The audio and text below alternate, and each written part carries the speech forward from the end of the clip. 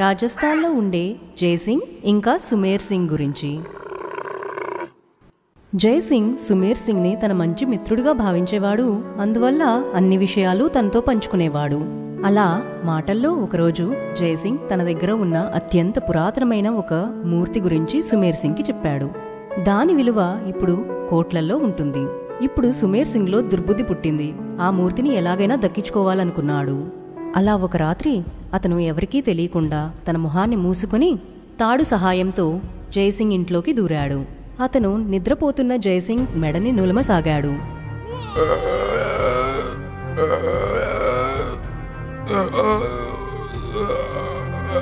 కాపాడండి, నన్ను కాపాడండి. ఆ అరుపులు విని సుమేర్ సింగ్ అతని నోటిని మూసేశాడు.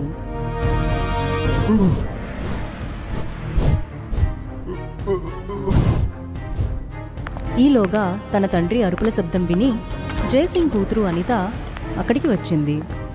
ఇది చూసి అనిత సుమేర్ సింగ్ని వెనక నుండి గుద్దసాగింది. వదిలే, మా నాన్నని వదిలే. సుమేర్ సింగ్కి ఇంకా కోపం బాగా వచ్చింది. అందుకని అనితని నెట్టేశాడు. అప్పుడే అనిత తల గోడకు కొట్టుకుని స్పృహ తప్పి పడిపోయింది. తన తల నుండి రక్తం కారసాగింది. ఇది చూసి జైసింగ్కి కోపం వచ్చి సుమేర్ సింగ్ని నెట్టేశాడు. అలా నెట్టినప్పుడు సుమేర్ సింగ్ ముసుగు తొలగిపోయింది. రేయ్ సుమేర్ సింగ్, ఫ్రెండ్గా ఉండి ఇలా చేస్తున్నావా? తన బండారం బయటపడిపోయిందని సుమేర్ సింగ్కి కోపం వచ్చి తన జేబు నుండి తీసి జైసింగ్ని పొడి చేశాడు. అతను అక్కడికక్కడే చనిపోయాడు. ఆ తరువాత మూర్తిని బీరువా నుండి తీసేసుకున్నాడు. ఈలోగా అనిత మళ్లీ స్పృహలోకి వచ్చింది. సుమేర్ సింగ్ అనిత లేవడాన్ని చూశాడు. అతను భయంతో ఇంక వేరే దారి లేక అనితాని కూడా పొడిచి చంపేశాడు. అంకుల్, ఈ మూర్తి కోసం మీరు నా తండ్రిని చంపేశారు. మీరు మీ స్నేహాన్నే బలి తీసుకున్నారు. ఒకరోజు చూసుకోండి, ఆ మూర్తి మిమ్మల్ని చంపేస్తుంది. తప్పకుండా ఆ మూర్తి మిమ్మల్ని చంపేస్తుంది అంకుల్. అలా చెప్పి అనిత కూడా చనిపోతుంది. కానీ తన ఆత్మ మూర్తిలోకి ప్రవేశిస్తుంది. అనిత మాటల్ని లెక్క చేయకుండా సుమేర్ సింగ్ మూర్తిని తీసుకుని ఇంటికి వస్తాడు. రాత్రి ఆ మూర్తిని తీసుకొని బీర్వాలో పెట్టి బీర్వాని తాళం వేసేటప్పుడు అప్పుడు ఆ మూర్తి యొక్క చెయ్యి బయట ఇరుక్కున్నట్టు గమనిస్తాడు. అబ్బా, ఈ విగ్రహం చెయ్యి ఎలా బయటికి వచ్చింది? సుమేర్ సింగ్ మళ్లీ ఆ చెయ్యిని లోపల పెట్టి బీరువాని ముయ్యడానికి చూస్తాడు.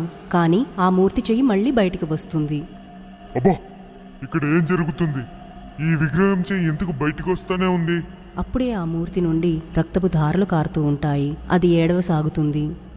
నేను చూసేది నా వల్లే నమ్మతి కావట్లేదే. ప్రాణం లేని విగ్రహం ఏడుస్తుందా? ఏంటి ఇది విచిత్రంగా ఉంది? వాడిలా ఆలోచిస్తుండగానే మూర్తి శాంతం బయటికి వచ్చి తర్వాత సుమేర్ సింగ్ని గట్టిగా నెట్టేసింది. ఆ తర్వాత అతని గుండెల మీద పడి అతని మెడని నులమసాగింది.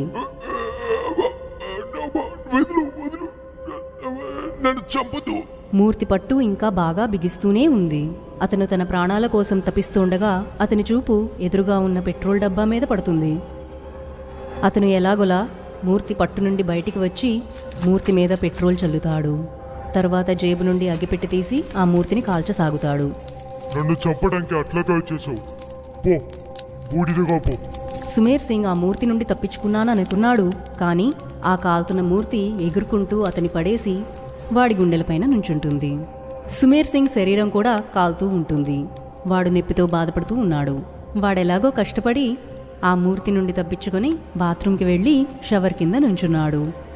ఆ తర్వాత అతని వంటిపైన ఉన్న మంటలు ఆరిపోయాయి. ఈరోజు నేనెలాగో బతికిపోయా. కానీ తొందరగా ఈ విగ్రహం అమ్మేసి ఈ ఊరు వదిలి వెళ్ళిపోవాలి, లేదంటే నా ప్రాణాలకే ప్రమాదం. సుమేర్ సింగ్ ఆ మూర్తిని ఎలాగైనా అమ్మాలనుకున్నాడు. కానీ కాలిపోయిన ఆ మూర్తిని ఎవరూ కొనడానికి ఇష్టపడలేదు. ఈలోగా అతనికి ఢిల్లీలో ఉండే రిషితో పరిచయమైంది. రిషికి పాత వస్తువులు సేకరించే అలవాటు ఉండేది. ఎంతో పురాతనమైన నాణాలు, ఫర్నిచర్, పెయింటింగ్స్ ఇంకా కార్ అతని ఇంటికి కొత్త రూపాన్ని ఇచ్చేవి. నిజానికి అతను రాజస్థాన్ తిరగడానికి వచ్చాడు. కానీ అతని ఇష్టం సుమేర్ సింగ్ దగ్గరికి తీసుకొచ్చింది. 500 సంవత్సరాల పురాతనమైన విగ్రహంని మీరెందుకు ఇంత తక్కువ రేటుకి అమ్ముతున్నారు? దీనికి మీరు అడిగే రేటు దొరికిద్ది కదా. అది ఎందుకంటే వచ్చే నెల నేను పర్మనెంట్గా ఫారిన్కి వెళుతున్నా. దానికి నాకు కొంచెం డబ్బులు అవసరం పడుతుంది. దానికి నేను దీన్ని అమ్మేస్తున్నా. అట్లా అయితే ఓకే, ఇదిగోండి దీనికి డబ్బులు. ఇవాళ నుంచి ఈ విగ్రహం నాది. రిషి ఆ మూర్తిని కారులో జాగ్రత్తగా పెట్టి ఆ తర్వాత కార్ ఇక హైవేలో వేగంగా వెళ్ళసాగింది. ఒక రెడ్ లైట్లో అతను కారుని ఆపుతాడు. హఠాత్తుగా అతని చూపు కారులో ఎదురుగా ఉన్న అద్దం మీద పడుతుంది. అద్దం మొత్తం రక్తంతో నిండినట్టు కనిపిస్తుంది. ఏంటి దీనికి మన అద్దంలో రెడ్ కలర్లో ఉంది, చూడటానికి రక్తంలా ఉంది. అతను ఇలా ఆలోచిస్తుండగానే ఆ మూర్తి అతని కార్ బోనెట్ పైన కనిపిస్తుంది. ఆ మూర్తి నుండి ఏడుపు శబ్దం వినిపిస్తుంది. దాని కళ్ళ నుండి నీళ్లు వస్తూ ఉన్నాయి. ఆ కన్నీళ్లు రక్తంలాగా ఉన్నది. ఆ రక్తం అతని కార్ బోనెట్ మొత్తం వ్యాపించింది. మూర్తి ఏడుస్తూ చెప్తూ ఉంది, నన్ను ఎక్కడి నుంచి తెచ్చావో అక్కడే వదిలే నన్ను అక్కడే, లేకపోతే అంతా నాశనం అయిపోతుంది. ఇక్కడ ఏం జరుగుతుంది? ఈ విగ్రహం నేను సుమేర్ సింగ్ దగ్గర కొనుక్కొచ్చింది కదా, ఇదిలా బయటకు వచ్చింది? అది మటి కాకుండా ఈ విగ్రహం ఏంటి మాట్లాడుతుంది? రిషి అసలు ఏమైందని అర్థం చేసుకునేలోపు అతని కార్ అద్దాన్ని ఎవరో తడుతున్నట్టు వినిపిస్తుంది. అతను అద్దాన్ని దించుతాడు. ఆ పిల్లవాడు అదే మూర్తిని పట్టుకోనున్నాడు. సార్ ఈ విగ్రహంని మీరు కొనుక్కోండి సార్, పొద్దున్నుంచి బోణి అవ్వలేదు సార్, దయచేసి దీన్ని కొనుక్కోండి సార్. ఇదంతా చూసి అతని తల తిరిగిపోతుంది. అప్పుడే అతని మొబైల్ మోగుతుంది. మొబైల్లో వైఫ్ కాలింగ్ అని ఉంటుంది. హఠాత్తుగా అన్నీ మాయమైపోతాయి. అతను ఫోన్ ఎత్తుతాడు. అరే ఎక్కడున్నావు రిషి? నువ్వు ఢిల్లీ తిరిగి వెళ్ళాలని లేదా ఏంటి? నువ్వు 1 గంటలో ఎవరినో కలిసి వస్తానన్నావు. నేను అంజలి ఎంతసేపుగా ఎదురు చూస్తున్నాము. సోనం, నేను వచ్చేస్తూనే ఉన్నా, ఒక 10 నిమిషాల్లో వచ్చేస్తా. రిషి మదిలో ఎన్నో ప్రశ్నలు మెదులుతూ ఉన్నాయి. కానీ అతని దగ్గర దేనికి జవాబు లేదు. ఇంకాసేపట్లో అతను రాజస్థాన్ కోట దగ్గర ఎదురు చూస్తున్న అతని భార్య ఇంకా చిన్న కూతురు అంజలి దగ్గరికి వెళ్ళాడు. అతను వాళ్ళని ఎక్కించుకొని ఢిల్లీ వైపుగా వెళ్తూ ఉంటాడు. నాన్న, దారిలో ఏదైనా ఐస్ క్రీమ్ దుకాణం కనిపిస్తే ఆపవా? నాకు ఐస్ క్రీమ్ తినాలనుంది. మమ్మీ నన్ను తిన్నీనే లేదు. ఓకే అమ్మా. రాత్రి వేళ అది. కార్ రోడ్ పైన ఫుల్ స్పీడ్లో వెళ్తూ ఉంది. మధ్యలో అతను అతని భార్య కూతురు కూర్చున్న వైపు అద్దం నుండి చూస్తూ ఉన్నాడు. అంజలి దగ్గర ఒక అందమైన బొమ్మ ఉంది. దాన్ని తన గుండెల దగ్గర హత్తుకొని పెట్టుకుంది. రిషి ఆ బొమ్మని చూస్తుండగానే హఠాత్తుగా ఆ బొమ్మ మూర్తిగా మారిపోయింది. రిషి అది చూసి భయపడిపోయాడు. అప్పుడే అతనికి ఒక పెద్ద ట్రక్ రావడం కనిపిస్తుంది. రిషి ఎలాగో స్టీరింగ్ తిప్పి కార్ని యాక్సిడెంట్ నుండి కాపాడేస్తాడు. కానీ అందరూ భయపడిపోయారు. అరే తొందరగా ఇంటికి వెళ్ళాలి, కానీ కార్ని విమానం చేసేయకూడదు. ఇక రిషి జాగ్రత్తగా నడపసాగాడు. దారిలో అతనికి ఐస్ క్రీమ్ షాప్ కనిపిస్తే దిగి ఐస్ క్రీమ్ కొనడానికి వెళ్ళాడు. అప్పుడే అతనికి సోనం అరుపు వినిపిస్తుంది. అతను అరుపు వినిపించిన వైపు వెళ్ళాడు. అక్కడ కనిపించిన దృశ్యాన్ని చూసి అతని కాళ్ళు చేతులు ఆడనే లేదు. నాన్న, నాన్న, అమ్మని కాపాడు నాన్న, నాన్న. భాగం 2. ఇంతకుముందు మీరు చూసినంత వరకు జైసింగ్కి ఇంకా సుమేర్ సింగ్కి ఎంతో స్నేహం ఉండేది. జైసింగ్ దగ్గర ఉన్న విలువైన మూర్తిని పొందాలనే దురాశతో అతను జైసింగ్ని అతని కూతుర్ని చంపేస్తాడు. కానీ ఆ కూతురి ఆత్మ మూర్తిలోకి ప్రవేశిస్తుంది. సుమేర్ సింగ్ ఆ మూర్తిని ఇంటికైతే తెచ్చాడు, కానీ తనకి అమానుష్యమైన ఘటనలు జరుగుతూ ఉంటాయి. తనని తాను కాపాడుకోవాలని ఆ మూర్తిని రిషి అనే ఒక పురాతనమైన వస్తువుల్ని సేకరించే ఒక వ్యక్తికి అమ్మేస్తాడు. మూర్తిని కొన్నప్పటి నుండి అతనితోనూ అమానుష్యమైన విషయాలు జరుగుతూ ఉంటాయి. అతని భార్య సోనంతో తిరిగి ఢిల్లీ వెళ్తూ ఉండగా ఆ మూర్తి సోనంపై దాడి చేస్తుంది. ఇక తరువాత ఆ మూర్తి సోనం మెడను నిలువుతుండగా ఆమె కూతురు అంజలి అమ్మని కాపాడమని తన తండ్రిని కోరుతుంది. రిషి ఎదురుగా పడి ఉన్న పెద్ద కర్రతో ఆ మూర్తిని కొట్టడంతో ఆ మూర్తి దూరంగా వెళ్ళి పడిపోతుంది. సోను ఇక్కడి నుంచి పరిగెత్తు, ఖచ్చితంగా ఈ విగ్రహం దయ్యమే. ఇక రిషి అంజలిని ఎత్తుకొని సోనం చేయి పట్టుకొని అక్కడి నుండి పారిపోతాడు. వాళ్ళలా పరిగెడుతూ ఇక కార్ దగ్గరికి వచ్చేస్తారు. రిషి కార్ తలుపుని తెరవడానికి ప్రయత్నిస్తాడు. అయ్యో, బండి తలుపులు ఎందుకు తెరుచుకోవట్లేదు? రిషి కీ వాడి చూడు, లాక్ అయిందేమో. రిషి జేబు నుండి తాళాలు తీసి డోర్ తెరుస్తాడు. ఇక అక్కడి నుండి వాళ్ళు ఫుల్ స్పీడ్లో బయలుదేరారు. వాడు దయ్యాలున్న విగ్రహంని నాకు అమ్మేశాడు. ఏం మనిషి, నువ్వేదో మీటింగ్ అని కదా చెప్పావు? సారీ సోను, నేను సుబీర్ సింగ్ దగ్గర 500 సంవత్సరాల పురాతనమైన విగ్రహంని కొనడానికి వెళ్ళాను. నేను ఎన్నిసార్లు చెప్పాను, ఈ పాత వస్తువులు సేకరించే అలవాటు వల్ల మనల్ని ఏదో ఒక ప్రమాదంలో పడేస్తుందేమో అని. వాళ్ళు ఇంటికి వెళ్ళగానే తలుపుని వేసేస్తారు. అప్పుడే ఎవరో తలుపు తడుతున్న శబ్దం వినిపిస్తుంది. అందరూ భయపడిపోతారు. దేవుడా, ఇంత రాత్రిలో ఎవరబ్బా? తను వెళ్ళి తలుపు కీ హోల్ నుండి తొంగి చూస్తుంది. బయట తనకి అదే మూర్తి కనిపిస్తుంది. ఋషి, తలుపు దగ్గర అదే ఉంది. అమ్మా, మనం ఇంక చనిపోతామా? లేదమ్మా, ఎవ్వరు చావరు, నాన్న నేనున్నాను. ఇలా మాట్లాడుతుండగానే మూర్తి తలుపుని పగలగొట్టుకొని వచ్చేసింది. అందరూ భయపడిపోయారు. అంజలి ఇక వెక్కి వెక్కి ఏడుస్తుంది. నాన్న, నాన్న, నన్ను కాపాడు నాన్న. అసలు వాళ్ళేం చేయాలో పాలుపోనే లేదు. అప్పుడే మూర్తి నుండి మాటలు వినిపించాయి. నన్నెక్కడి నుంచి తెచ్చారో అక్కడే వదిలేయండి. నాకు మీతో ఏ విరోధము లేదు. నన్ను సుమేర్ సింగ్ దగ్గర వదిలేయండి, లేదా మొత్తం నాశనం చేసేస్తాను. నాన్న, దీన్ని వదిలేసి రా నాన్న. దీన్ని ఎక్కడి నుంచి తెచ్చావో అక్కడే వదిలేసి రా నాన్న. నాకు దీన్ని చూస్తుంటేనే భయం వేస్తుంది. ప్లీజ్ నాన్న, దీన్ని వదిలిరా నాన్న. అమ్మా, నేను త్వరగా వెళ్ళి దీన్ని ఎక్కడైనా పడేసి వస్తాను. రిషి ఆ మూర్తిని తీసుకుని కారులో పెట్టి రాజస్థాన్కి బయలుదేరుతుండగానే వెనక నుండి రాజస్థాన్కి మేము వస్తామని అంజలి ఇంకా సోనం కూడా పట్టుపడతారు. రిషి వాళ్ళని కూడా తీసుకుని సుమేర్ సింగ్ ఇంటికి వస్తాడు. అక్కడికి వెళ్ళాక అతను ఇంటి తలుపుని తడతాడు. ఒక మనిషి ఇంటి నుండి బయటికి వచ్చాడు. ఇక్కడ చూడండి, నేను సుబేర్ సింగ్ని కలవాలి. ఎవరా సుబేర్ సింగ్? సుబేర్ సింగ్ ఈ ఇంటి యజమాని. ఓహో, ఆ సుబేర్ సింగా? ఆయన నిన్నే అన్నీ అమ్మేసి అమెరికాకి వెళ్ళిపోయారు. కానీ వాళ్ళు నెక్స్ట్ మంతే కదా అమెరికాకి వెళ్ళేది. ఈ మాట విని రిషికి చెమటలు పట్టాయి. మరి అమెరికాకి వెళ్ళడం అంటే మాటలు కాదు, అనుకోగానే వెళ్ళడానికి. మరోవైపు అంజలి సోనం పట్టుపట్టడంతో మూర్తి సుమేర్ సింగ్ గురించి అంతా చెప్పేసింది. ఇక వీళ్ళు కూడా సుమేర్ సింగ్ దగ్గరికి ఈ మూర్తిని ఎలాగైనా పంపించాలనుకున్నారు. వాళ్ళు ఎలాగోలా సుమేర్ సింగ్ అమెరికా అడ్రస్ని కనుక్కొని మూర్తిని ఆ అడ్రస్కి కొరియర్ చేసేశారు. ఇండియా నుంచి నాకు ఎవరు కొరియర్ పంపించేది? అతను ప్యాకెట్ తెరిచేటప్పుడే అతని మొబైల్ మోగుతుంది.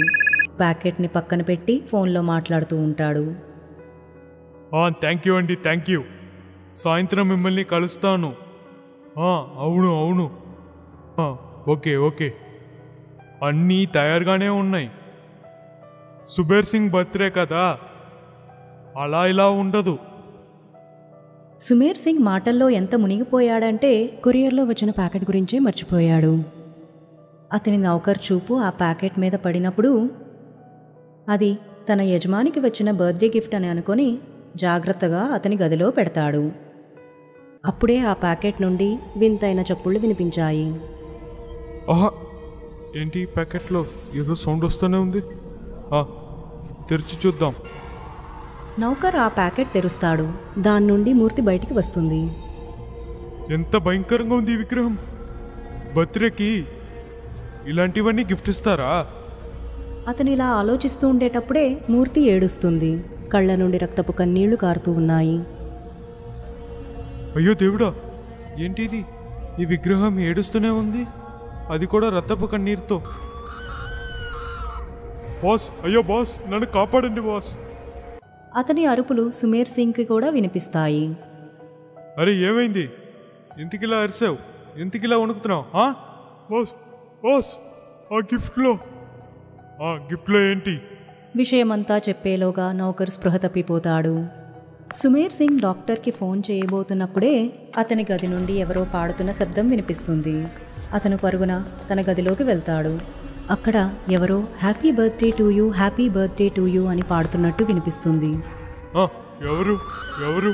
ఏ సమాధానమూ ఇవ్వకుండా happy birthday to you, happy birthday to you, happy birthday to you Sumer బాబాయ్, హ్యాపీ బర్త్డే టు యూ అని వినిపించింది.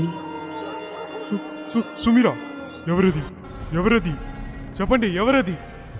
అప్పుడే ఆ మూర్తి ఎగురుకుంటూ సుమేర్ సింగ్ పైకి వచ్చి ఇలా అంటుంది, సర్ప్రైజ్ బాబాయ్, సర్ప్రైజ్. నువ్వు ఎలా వచ్చావు? అప్పుడే సుమేర్ సింగ్ జైసింగ్ కూతురు అనిత అక్కడ నుంచున్నట్టు గమనిస్తాడు. నేను చెప్పాను కదా, ఈ మూర్తి ఏదో ఒక రోజు మిమ్మల్ని చంపేస్తుందని. ఇక సిద్ధంగా ఉండండి చనిపోవడానికి. సుమేర్ సింగ్ భయపడి పారిపోతుండగా మూర్తి కాళ్ళు వాటంతటవే పొడుగ్గా అయ్యి అతని కాళ్లలో ఇరికించేశాయి. అతను బొక్కబోర్లా పడిపోతాడు. తన నోటి నుండి రక్తం కారుతుంది. నన్ను వదిలే. నన్ను వదిలే, దయచేసి నన్ను. సుమేర్ సింగ్ దురాశ కొద్దీ ఏ మూర్తి కోసమైతే తన మిత్రుణ్ణి ఇంకా తన కూతుర్ని చంపేశాడో అదే మూర్తి అతన్ని కూడా వదలలేదు. దురాశ ఎప్పుడూ దుఃఖానికే దారితీస్తుంది. అందరూ ఈ విషయాన్ని చదువుతారు కానీ పాటించరు. దీన్ని పాటించకుండా ఉన్నంత వరకు ఇలాంటి దెయ్యం మూర్తులు పుడుతూనే ఉంటాయి. మూర్తి భాగం 3. క్రిందటి ఎపిసోడ్లో మీరు చూసినంత వరకు దెయ్యం మూర్తి నుండి తప్పించుకోవడం కోసం సుమేర్ సింగ్ అమెరికా పారిపోయాడు. కానీ ఆ మూర్తి అతన్ని వెంటాడుతూనే ఉన్నది. అతను తన పుట్టినరోజు వేడుక చేసుకోవడానికి ఏర్పాట్లు చేసుకునేటప్పుడు అదే రోజున దెయ్యం మూర్తి అతన్ని చంపేస్తుంది. ఇలా జయసింగ్ కూతురు చనిపోయిన తర్వాత ఆత్మగా ఆ మూర్తిలోకి ప్రవేశించి తన చావుకి ఇంకా తన తండ్రి చావుకి కారణమైన సుమేర్ సింగ్ ని చంపి తన పగని తీర్చుకుంటుంది. ఆ తరువాత తన ఆత్మ మూర్తి నుండి బయటికి వచ్చి మాయమైపోయింది. కానీ జరిగిందంతా సుమేర్ సింగ్ నౌకర్ చేతన్ సింగ్ చూసేస్తాడు. అతను కొంచెంసేపు ముందే ఆ మూర్తిని చూసి భయపడి స్పృహ కోల్పోయాడు. అతను మళ్లీ స్పృహలోకి వచ్చినప్పుడు ఆ మూర్తి నుండి ఆత్మ బయటికి వెళ్లడాన్ని చూసి ఆ మూర్తిని తీసుకొని అటూ ఇటూ ఊపుతాడు. ఈ విలువైన మూర్తి ఇప్పుడు ప్రాణం లేనిది. ఇక నేను దీన్ని చూసి భయపడాల్సిన అవసరమే లేదు. నేను దీన్ని ఎందుకు అమ్మేయకూడదు? దీన్ని అమ్మితే ఎన్నో లక్షలు గడించొచ్చు. ఇక ఎవరికిందో ఉద్యోగం చేయాలనే అవసరం నాకు ఉండదు. అతను ఈ మూర్తిని అమ్మడం గురించి ఆలోచిస్తూ ఉండేటప్పుడే తన చూపు అతని యజమాని శవంపై పడింది. ఆ దెయ్యం మూర్తి అతన్ని ఎంత భయంకరంగా చంపిందంటే అతను తన యజమాని ముఖాన్ని కూడా చూడలేకపోయాడు. హఠాత్తుగా అతని మెదడులో ఏదో తోచింది. ఆ ఆలోచనకే అతను ఎంతో భయపడిపోయాడు. అరే, ఈ విషయం నా బుర్రకి తట్టనే లేదు. యజమాని హత్య చేయబడ్డాడు. ఆ నిందంతా నా మీదే వస్తుంది. పోలీసులు నన్ను పట్టుకుని జైలు వేస్తారు. యజమానిని ఈ మూర్తే చంపేసిందని నేను చెప్తే ఎవరు నమ్ముతారు? ఏం చేయను? నేనేం చేయను? అతను ఇలా ఆలోచిస్తూ ఉండగానే డోర్ బెల్ మోగింది. ఓరి దేవుడా, బర్త్డేకి ఇన్వైట్ చేసిన గెస్టు రాలేదు కదా. అతను తలుపు కీ హోల్ నుండి తొంగి చూస్తే అతనికి ఎవరూ కనిపించలేదు. అతను తలుపు తెరిచి బయటికి వచ్చాడు. అయినా ఎవరూ కనిపించలేదు. హఠాత్తుగా అతని కాళ్లని పట్టుకొని ఎవరో గట్టిగా లాగి పడేస్తారు. అతను భయంతో గట్టిగా అరిచేస్తాడు. నన్ను క్షమించు, నేనేం చేయలేదు, నన్ను క్షమించు. అప్పుడే అతని చూపు తన కాళ్ల మీద పడుతుంది. అతని కాలుపై ఆ దెయ్యం మూర్తి తన పదునైన పళ్లతో కొరికిన ఘాట్లని చూస్తాడు. అతని కాలు నుండి రక్తం ప్రవహిస్తూ ఉన్నది. ఈ మూర్తి బయటికిలా వచ్చింది. ఇది లోపలుండాలి కదా. ఆ మూర్తి గురించి ఎన్నో ప్రశ్నలు అతని మదిలో మెదులుతూ ఉండగానే ఆ మూర్తి అతని కాలుని విరిచేసింది. ఆ తరువాత ఆ కాలుని దూరంగా విసిరేసింది. నొప్పి భరించలేక అతను అరుస్తూ ఉన్నాడు. ఒక్కసారిగా అతని దృష్టి మళ్లీ ఆ మూర్తిపై పడింది. తీరా చూస్తే మూర్తి ఉండాల్సిన చోట్లోనే ఉంది. ఇంకా విచిత్రంగా అతను కూడా గదిలోనే ఉన్నాడు. అరే, ఇదెలా జరిగింది? కొంచెంసేపు ముందే ఎవరో బెల్ మోగించారు కదా. నేను తలుపు కూడా తెరిచాను. నా కాలు. ఇలా అనుకుంటూనే అతను తన కాలుని చూస్తాడు. నా కాలు, ఇది బానే ఉన్నది. కానీ ఆ మూర్తి ఇప్పుడే నా కాలుని విరిచేసింది కదా. ఓరి దేవుడా, నాకేం జరుగుతుంది? హఠాత్తుగా ఆ మూర్తి అదంతటదే కదులుతుంది. దాని కళ్ళ నుండి రక్తం కారుతూ ఉన్నది. అది మళ్లీ మాట్లాడటం మొదలెట్టింది. దురాశ, మళ్ళీ దురాశ. మనుషుల్లో ఉన్న దురాశ ఎందుకని నశించట్లేదు?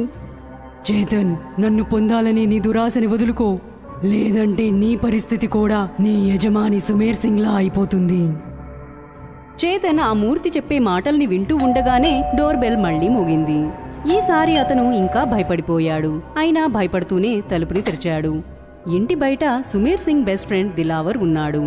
సుమేర్ సింగే అతనికి ఫోన్ చేసి బర్త్డే పార్టీకి పిలిచాడు. తలుపు తెరవగానే దిలావర్ ఇంట్లోకి ప్రవేశించాడు. అతను చేతన్ని సుమేర్ సింగ్ ఎక్కడా అని అడగబోతుండగానే దిలావర్ దృష్టి సుమేర్ సింగ్ శవంపై పడింది. అతను భయపడి అరిచేశాడు. సుమేర్, ఎవరు చేశారు ఇదంతా? నా మిత్రుడా, ఎవరు నిన్ను చంపింది? చేతన్ జరిగిందంతా చెప్పగానే దిలావర్కి అతని ప్రశ్నలన్నిటికీ సమాధానం దొరికింది. చేతన్ మాటల్ని విని దిలావర్ అతని కోపాన్ని నిగ్రహించుకోలేక ఇలా అన్నాడు. రేయ్, నాకేమి పిచ్చా? పనికి మాలినోడా, నువ్వే నా మిత్రుణ్ణి హత్య చేసింది. నేను నిన్ను వదిలిపెట్టను. ఆగు, నేనిప్పుడే పోలీస్కి ఫోన్ చేస్తా. దిలావర్ పోలీసుల్ని పిలవడం కోసం ఫోన్ బయటకు తీస్తాడు. అప్పుడే అతని మెడపై చేతన్ కత్తి పెట్టడాన్ని చూస్తాడు.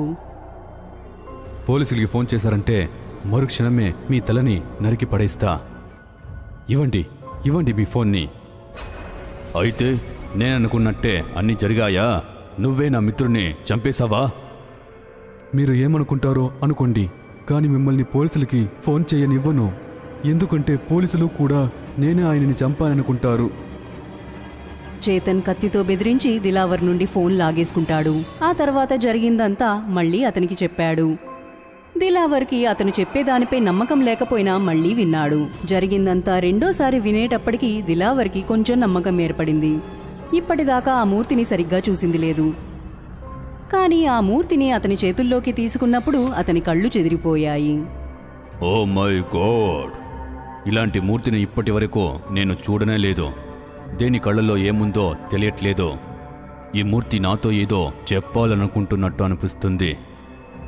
అతను ఇలా మాట్లాడుతూ ఉండగానే ఆ మూర్తి కళ్లల్లో నుంచి మంటలొచ్చాయి. ఆ మంటలు దిలావర్ ముఖాన్ని కాల్చేశాయి. అతని ముఖం కాలిపోయింది. అతని చేతుల్లో నుండి మూర్తి కింద పడిపోతుంది. అతని కారవడం మొదలుపెట్టాడు. కళ్ళు, నా కళ్ళు! చేతన్, నా ముఖం కాలిపోయింది. తొందరగా నీళ్ళని తీసుకురా. ఇలా అరుచుకుంటూనే దిలావర్ ఆ ఇంటి నుండి పారిపోతూ ఉన్నాడు. చేతన్ కూడా దిలావర్ వెంటే పరిగెడుతూ ఉన్నాడు. ఇద్దరూ కొంచెం దూరంలో ఒక చెట్టు కింద ఆగారు. దిలావర్ ఇంకా మంటలు అని అరుస్తూ ఉన్నాడు. చేతన్ రొప్పుకుంటూ దిలావర్ని ఇలా అడిగాడు. మంటలా? ఎక్కడ సార్ మంటలు? అరే, ఇప్పుడే ఆ మూర్తి నుండి మంట వస్తూనున్నది. అది నా ముక్కుని కాల్చేసింది. నీకేం కనిపించట్లేదా? దిలావర్ సార్, నేను చెప్పాను కదా, ఈ మూర్తి దయ్యం మూర్తి. మీ ముఖానికి ఏమీ కాలేదు. దిలావర్ సార్, అదే మా యజమానిని చంపింది. ఇప్పుడు అది మన ఇద్దరిని భయపడుతుంది. దిలావర్ నిర్ఘాంతపోయి చేతన్ మాటల్ని వింటూ ఉన్నాడు. ఇంకా ఏదో గాఢంగా ఆలోచించసాగాడు. భయం ఇంకా దురాశ మధ్య ఎప్పుడూ యుద్ధం జరుగుతుందంటారు. ఈ యుద్ధంలో అన్నిసార్లు దురాశే గెలుస్తుంది. దిలావర్కి కూడా ఇప్పుడు ఈ మూర్తి దెయ్యం మూర్తి అని అర్థమైపోయింది. అయినా కూడా ఆ మూర్తిని పొందాలనే మోహాన్ని వదులుకోలేకపోయాడు. దిలావర్ ఆ మూర్తిని అమ్మితే వచ్చే డబ్బుల కోసం ఆశపడి పొందాలనుకోలేదు. అతను ఈ దెయ్యం మూర్తిలో ఉన్న శక్తుల్ని వశపరుచుకొని ఇంకేదైనా చేద్దామని అనుకుంటూ ఉన్నాడు. చేతన్, ఈ మూర్తి చాలా విలువైనదే. దాంతోపాటు ఈ మూర్తి ఎంతో శక్తివంతమైంది. అదే మీకు అర్థం చేయించాలని నేను అనుకున్నా, కానీ నేనే మీ ఫ్రెండ్ని చంపానని మీరు సందేహిస్తూ ఉన్నారు. చేతన్, ఈ మూర్తిలో ఉన్న శక్తిని మనమే ఇందుకు వశపరచుకూడదు. మీరు ఏం చెప్తున్నారు దిలావర్ సార్? అది ఎంతో శక్తివంతమైన మూర్తి. అది దయ్యం మూర్తి కూడా. దాని శక్తిని మీరెలా వశపరుచుకుంటారు? మనం కాదు, వేరే ఎవరో. మా మిత్రుడు ఒకడు పెద్ద అఘోరి. శ్మశానంలో శవాలతో పాటు ఉంటాడు. ఆ శవాల్ని కూడా తింటాడు. అక్కడే అతను సాధన కూడా చేస్తాడు. అతనికి దుష్ట శక్తుల్ని పొందాలని మొండి పట్టుదలుంది. అతను ఇటీవల శక్తిని తన మంత్రశక్తులతోటి బానిసగా చేసుకుంటాడు. యాదృచ్ఛికంగా అతను ఇక్కడే ఉన్నాడు. ఎందుకంటే అతని మిత్రుడెవరో ఇక్కడికి పిలిచారంట. ఎందుకంటే ఆ మిత్రుడు ఇంట్లో కూడా ప్రేతాత్మలు ఉన్నాయి. అతను ఆ ప్రేతాత్మని నిర్బంధించాడు. ఆ ఆత్మని తాబీజులో బంధించి మళ్లీ తిరిగి భారతదేశం వెళ్ళిపోతాడు. వారిలా ఆ చెట్టు కింద నుంచొని మాట్లాడుతూ ఉండగానే ఆ చెట్టు నుండి శరీర భాగాలు పడిపోతూ ఉన్నాయి. విరిగిపోయిన తల, చేతులు, కాళ్ళు నేలపై పడగానే అవన్నీ అతుక్కుపోయాయి. అవన్నీ దెయ్యమూర్తిలా మారాయి. ఆ తర్వాత దెయ్యమూర్తి దిలావర్ని నేలపై పడేసింది.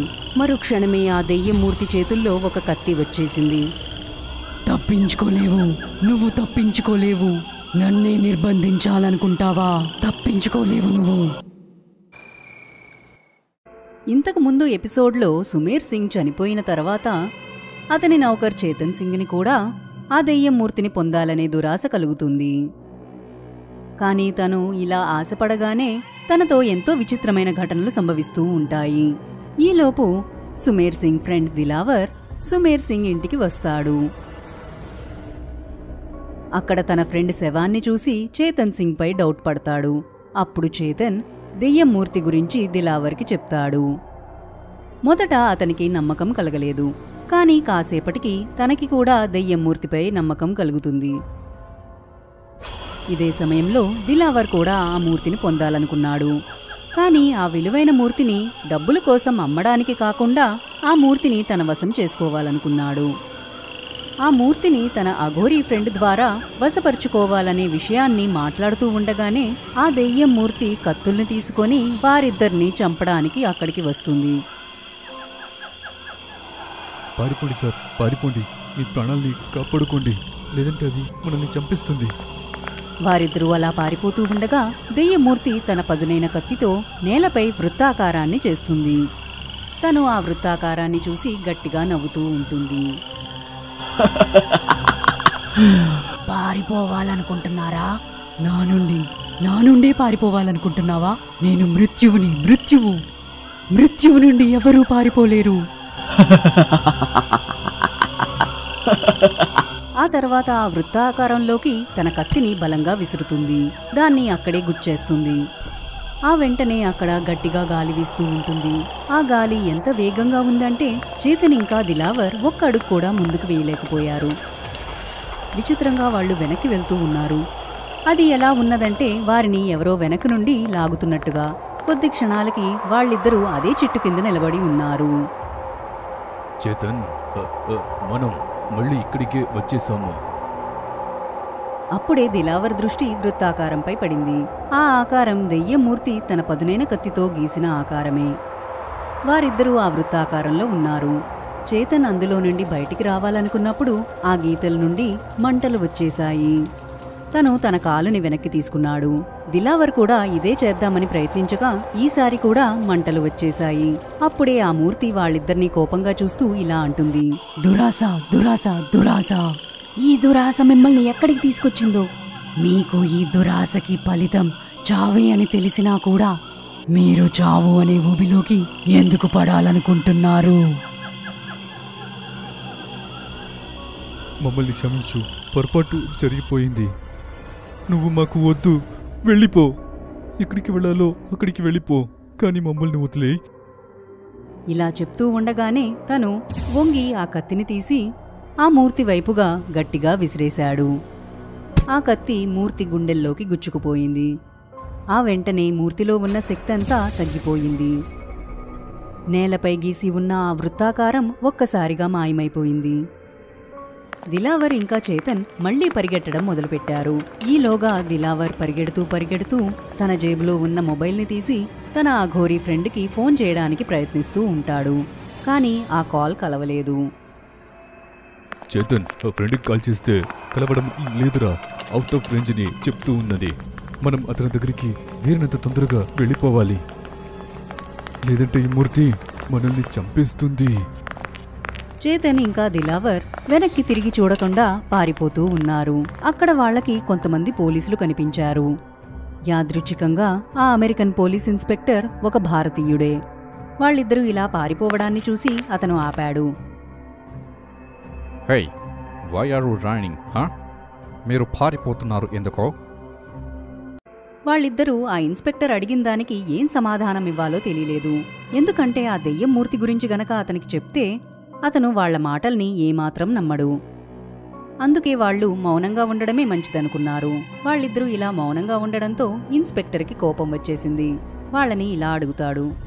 మాట్లాడరే అంటే తెలుగు అర్థమవుతుంది కదా? Are you Indian? మీరు ఇండియన్సేనా? అవును సార్, మేము ఇండియన్సే. మీరు ఇలా ఎందుకు పారిపోతున్నారు? ఏదైనా ప్రాబ్లమా? అదేమీ లేదు sir. No no no no problem sir. ఇక్కడెక్కడ ఉంటారు మీరు? పాస్పోర్ట్ ఎక్కడుంది? సార్, పాస్పోర్ట్ ఇంట్లో ఉంది. ఇంట్లో? ఓకే, పద, మీ ఇంటికి తీసుకెళ్ళు. మీ అడ్రస్ ఏంటి? దిలావర్ దగ్గర పాస్పోర్ట్ ఉండడంతో అతను వెంటనే తీసి చూపించాడు. కానీ ఇన్స్పెక్టర్ మాటలు విన్నాక చేతన్ భయపడిపోయాడు. పాస్పోర్ట్ తన దగ్గర కూడా ఉన్నది, కానీ అది ఇంట్లోనే ఉండిపోయింది. తను గనక అడ్రస్ చెప్తే పోలీసులు తన ఇంటికి వచ్చేస్తారని భయపడిపోయాడు. వాళ్లు గనక అక్కడికి వచ్చారంటే యజమాని శవం వాళ్లకి కనిపిస్తుంది. ఆ తర్వాత పోలీసులు అతన్నే యజమానిని చంపిన ఆరోపణ మీద జైల్లో వేస్తారు. కానీ ఒకవేళ అతను అడ్రస్ చెప్పకపోయినా కూడా పోలీసులు వదలరు. తనకిప్పుడు అంతా అయోమయంగా అనిపించింది. దిలావర్ చేతన్ పరిస్థితిని అర్థం చేసుకున్నాడు. అతనికి కూడా ఏమీ అర్థం కాలేదు. అతను ఏదైనా చెప్పాలనుకునే ముందే ఇన్స్పెక్టర్ వాళ్ళిద్దరినీ కారులో కూర్చోమని చెప్పాడు. వాళ్ళిద్దరూ కూర్చుండిపోయారు. ఇక వేరే దారిలేక చేతన్ అడ్రస్ చెప్పాల్సి వచ్చింది. పోలీస్ కార్ వాళ్ళ ఇంటి వైపుకి వెళ్తూ ఉంటుంది. కాసేపటికి పోలీసులు సుమేర్ సింగ్ ఇంటి బయట ఉన్నారు. ఓకే, అవునండి, ఈ ఇల్లు మా యజమానిది. నేను ఆయన దగ్గర పనిచేస్తూ ఉంటాను. ఓకే ఓకే, ఇంతకీ ఎక్కడ మీ యజమాని? అది ఇంట్లో ఉన్నారు. పద, మీ యజమాన్ని కలవాలి. ఇన్స్పెక్టర్ ఇలా అనగానే చేతన్ ఇంకా దిలావర్ ఒకరి ముఖాన్ని ఒకరు చూస్తూ ఉండిపోయారు. వాళ్ళిద్దరినీ ఇంకా ఎవరూ కాపాడలేరని వాళ్లకర్థమైపోయింది.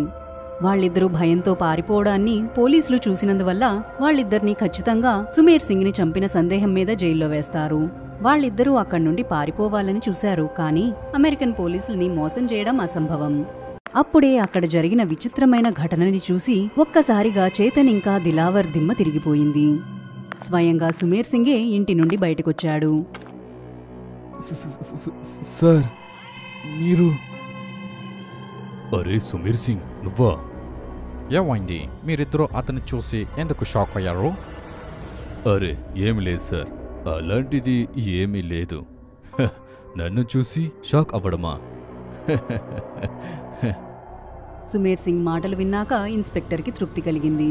ఈలోగా చేతన్ ఇన్స్పెక్టర్కి తన పాస్పోర్ట్ని చూపించాడు. అంతా బానే ఉన్నదని ఇన్స్పెక్టర్ వెళ్లిపోయాడు. అతను వెళ్లిపోయాక సుమేర్ సింగ్ గట్టిగా నవ్వుతూ ఉన్నాడు. అసలుకి చేతన్ ఇంకా దిలావర్ భయపడిపోయి ఉన్నారు. దీనికి తోడు అతను నవ్వడాన్ని చూసి వారిద్దరి గుండెలు ఇంకా గట్టిగా కొట్టుకోసాగాయి. నేను చెప్పాను కదా, మృత్యువుతో దాగుడు మూతలు ఆడకూడదని. ఏది నిన్ను తన ఆదిపు లోపలికి తీసుకొస్తుంది. ఇలా అన్నాక దెయ్యమూర్తి ఆత్మ సుమేర్ సింగ్ శరీరం నుండి బయటికి వచ్చేసింది. సుమేర్ సింగ్ శరీరం మళ్లీ నిర్జీవంగా నేలపై పడి ఉన్నది. ఆ తర్వాత ఆ దెయ్యమూర్తి చేతన్ పైకెక్కి అతని గొంతుని పిసికేయడం మొదలు పెడుతుంది. అతను గట్టిగట్టిగా అరుస్తూ ఉన్నాడు. గొంతుని బాగా నులిమేయడం వల్ల చేతన్ నోటి నుండి రక్తం కారిపోతూ ఉంది. సార్, దిలావర్ సార్, నన్ను కాపాడండి, నన్ను కాపాడండి.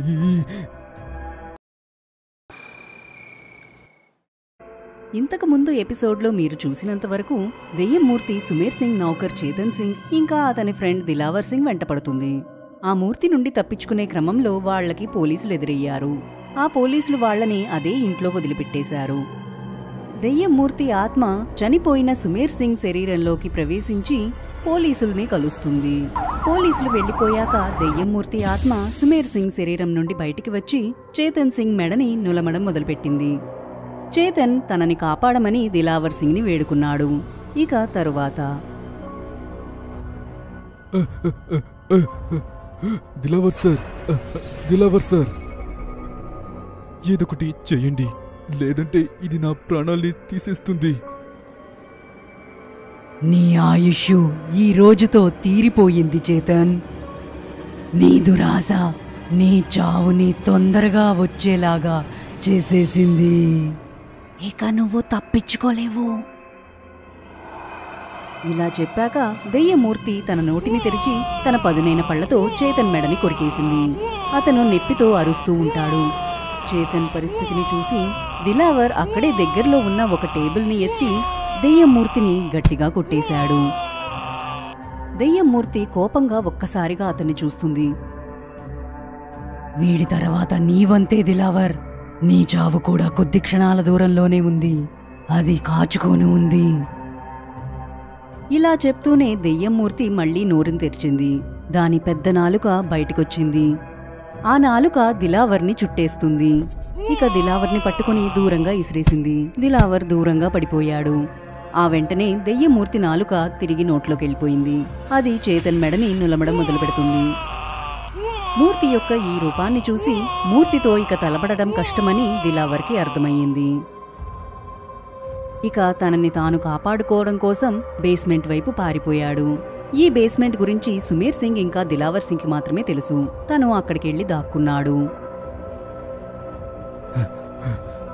ఇదే సరైన చోటు, నేను ఇక్కడే దాక్కుంటా. ఇక్కడ నుండి నా ఆగురి ఫ్రెండ్కి కాల్ చేస్తాను. ఇంకోవైపు దెయ్యమూర్తికి ఈ విషయం గురించి ఏమీ తెలియలేదు. అది చేతన్ని చంపేసింది. ఇక చేతన్ నిర్జీవమైన శరీరం కూడా సుమేర్ సింగ్ శవం దగ్గర పడి ఉన్నది. ఆ తర్వాత దెయ్యమూర్తి గట్టిగట్టిగా నవ్వడం మొదలుపెట్టింది.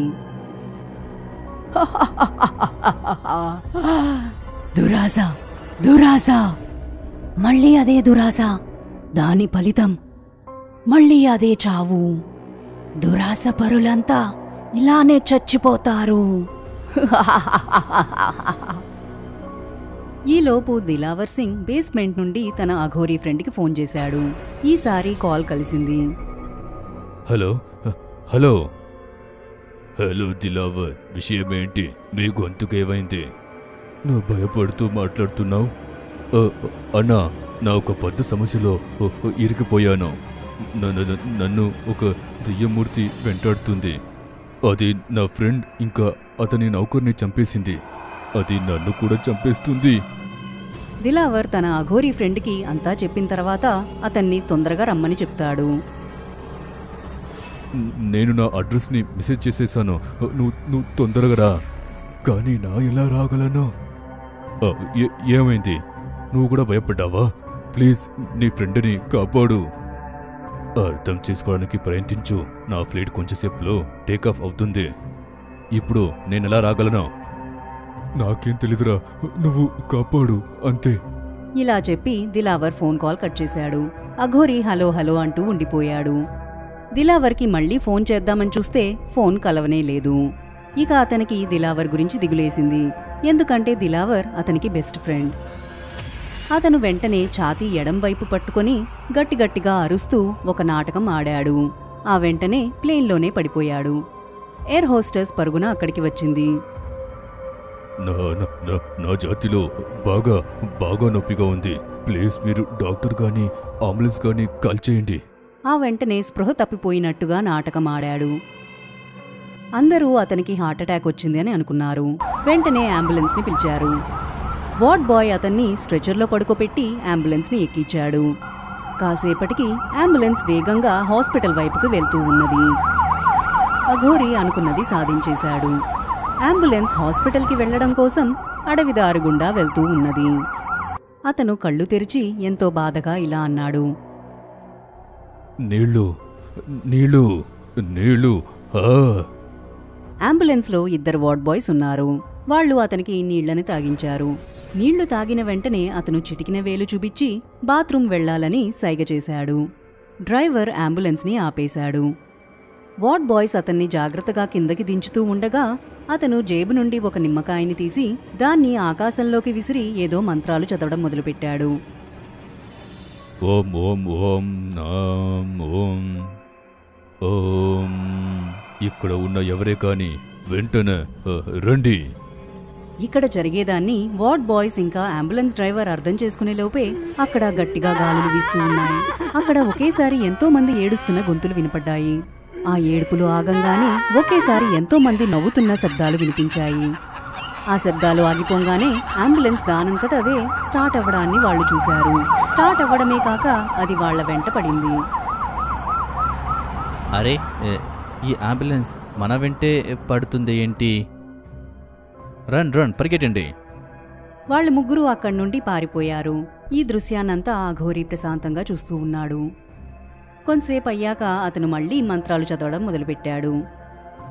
వెళ్ళిపోండి, అందరూ వెళ్ళిపోండి. నేను ఆదేస్తున్నాను, అందరూ వెళ్ళిపోండి. మరుక్షణమే అంతా శాంతమైపోయింది. అఘోరీ అంబులెన్స్ ఎక్కి దిలావర్ పంపించిన ఆ అడ్రస్కి వెళ్తూ ఉన్నాడు. కాసేపటికి సుమేర్ సింగ్ ఇంటి దగ్గరికి చేరుకున్నాడు. అతను అంబులెన్స్ నుండి దిగి ఆ ఇంట్లోకి వెళ్లడానికి ఒక అడుగు ముందు వేయగానే ఏదో ఒక రకమైన వాసన వచ్చింది. నా ఫ్రెండు నిజమే చెప్పాడు. ఇక్కడ భయంకరమైన ఆత్మ ఉంది. నేను జాగ్రత్తగా ఉండాలి, లేదంటే నా ఫ్రెండ్ ప్రాణాలకి అపాయం కలగచ్చు. ఇలా ఆలోచించుకుంటూ దిలావర్కి ఫోన్ చేస్తూ ఉంటాడు. దారిలోనే ఫోన్ చేయడానికి ప్రయత్నిస్తే ఆ ఫోన్ కలవనే లేదు. కానీ ఈసారి అతను ఫోన్ చేయగానే కాల్ కలిసింది. దిలావర్ ఫోన్ రింగ్ అవ్వడం మొదలయ్యింది. ఆ ఫోన్ రింగ్ శబ్దం ఎంత పెద్దగా ఉందంటే అది దెయ్యం మూర్తి చెవుల దాకా వచ్చింది. ఇక వెంటనే బేస్మెంట్ వైపుకు వెళ్తూ ఉన్నది. ఇక దిలావర్ ఫోన్ ఎత్తి హలో అని చెప్పగానే తన ఎదుటే దెయ్యం మూర్తి నుంచోనున్నది. అది అతని చేతి నుండి ఫోన్ తీసుకొని దూరంగా విసిరేసింది. ఆ వెంటనే దిలావర్ పైకి ఎక్కేసింది. దిలావర్ బాధతో ఏడుస్తూ ఉన్నాడు. ఆ ఆర్తనాదాల్ని అఘోరి కూడా విన్నాడు. వెంటనే బేస్మెంట్ వైపు పరిగెట్టాడు. నన్ను వదిలిపెట్టు, నా వల్ల పొరపాటు జరిగిపోయింది. ఇక నుండి నేను దురాశ పడనని మాట ఇస్తున్నాను. నేను నిన్ను పొందాలని ఆ కోరికను కూడా పూర్తిగా తుడిచిపెడతాను. కాని దెయ్యం మూర్తి ఇదేమీ లెక్క చేయకుండా అతన్ని చంపేసింది. అఘోరి చేరుకునేటప్పటికీ తన మిత్రుడు చనిపోయాడు. అతని ఎదురుగానే దెయ్యం మూర్తి నవ్వుతూ ఉంది. దెయ్యం మూర్తి నవ్వుతూ అఘోరి వైపు చూసింది. కాని అఘోరి ముందు నుండే సిద్ధంగా ఉన్నాడు. అతను మళ్లీ తన జేబులో నుండి నిమ్మకాయని తీసి ఎదురుగా ఉన్న చాకుతో కోస్తూ మంత్రాల్ని చదవడం మొదలుపెట్టాడు. నిమ్మకాయ నుండి నీళ్లకు బదులుగా రక్తం వస్తూ ఉన్నది. ఎర్రటి రక్తం.